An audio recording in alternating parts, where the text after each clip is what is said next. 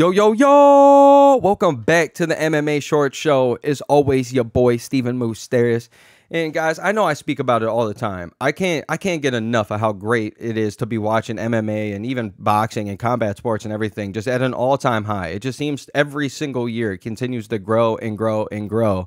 And yet somehow I'm sitting over here the last few days on the Stairmaster. I've been watching, some older fights, rewatching some Anderson Silva, some GSP fights, some old John Jones fights.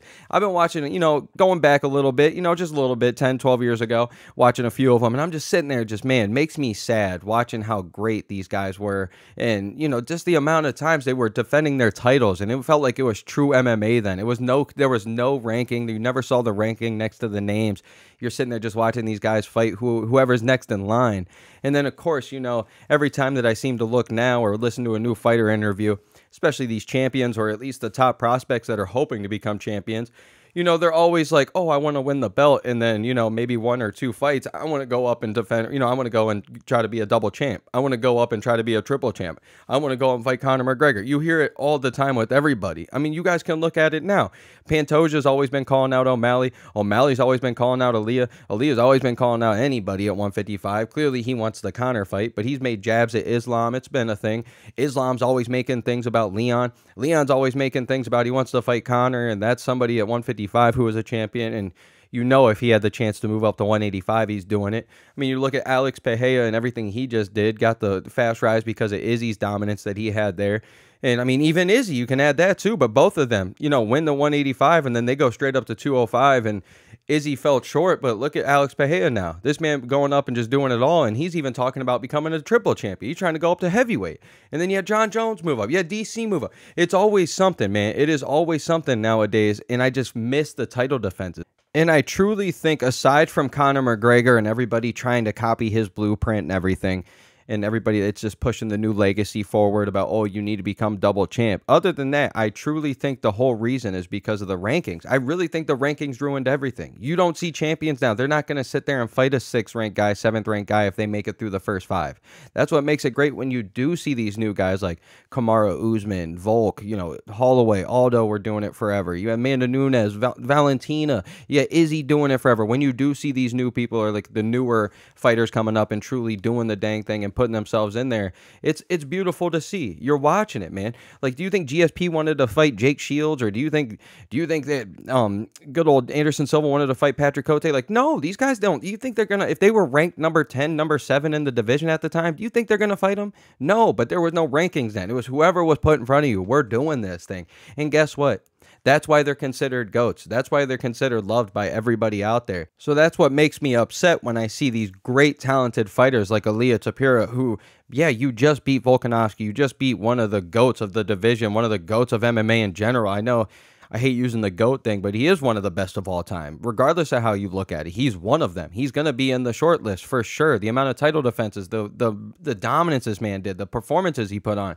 Yes, dope. You put yourself in this great position, but you're talking yourself already out of it. You're already sitting here like already picking and choosing who you're going to fight next, acting like you run the division. Like, that's not what's going to make you the greatest, man. Your talent is what's going to make you the greatest. And if you go out there and just fight and prove that you're the best, it doesn't matter who you're fighting that night. We're going to love you, man. That's what happens. That's why shouts out to Alexander Pantoja, low-key, when he just fought Steve Erceg. Like, for a champion to go out there and fight a number 10, like, I know a lot of people were sitting there like that fight was way too close if you're fighting a number 10 rank, but that's why the rankings are absolutely trash. These guys are so damn good, and MMA math never works out. We know this. Like, perfect example, like we just saw with the whole Dustin Poirier, Justin Gaethje, Max Holloway, Dustin Poirier, Max Holloway, like, trio that we all saw.